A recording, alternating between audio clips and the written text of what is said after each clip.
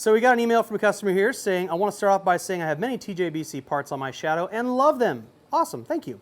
But after installing MonoStrut, I started looking at these down tubes and noticed they aren't supporting anything except possibly my seat. My question is, after installing the MonoStrut, can I cut these tubes off without taking away any structural support? And today, I will show you.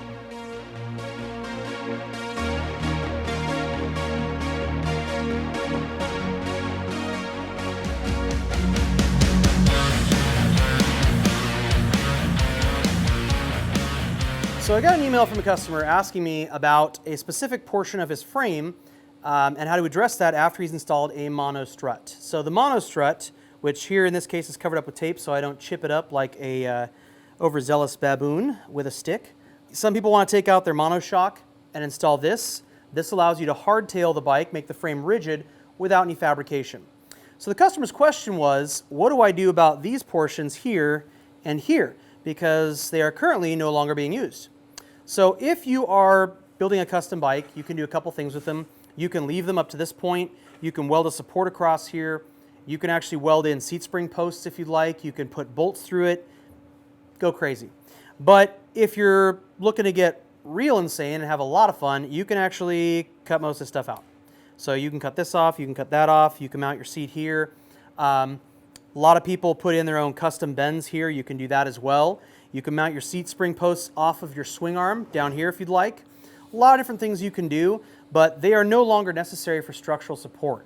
The whole purpose of these in the bike stock configuration is actually to support the seat and the fender. You don't need these if you are going to put a MonoStrut in the bike. If you're going to run a monoshock and still want a seat, you're going to need these to support whatever seat you have. But if you cut these out, you can make your own seat supports back here.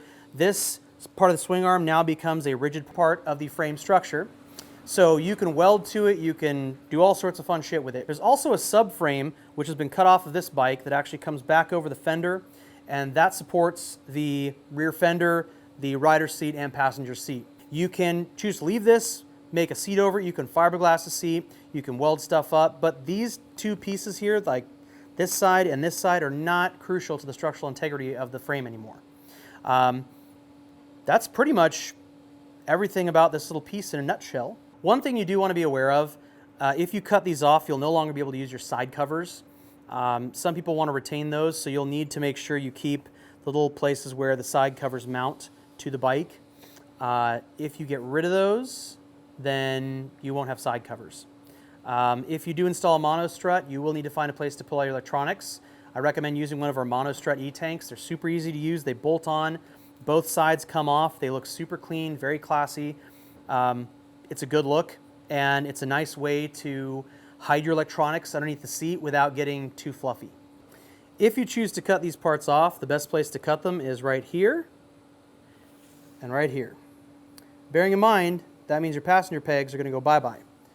Hopefully this addresses your questions about what you can do with this portion of the frame after you've gotten to putting in a MonoStrut. If you found value in this video, please hit that like button. And if you want to see more of this stuff, definitely subscribe. I will be doing more videos like this. I try and do them every week. If you guys have any questions or comments, I love to hear feedback, so definitely drop me a note in the comments. Thank you guys very much for watching. Do fun shit.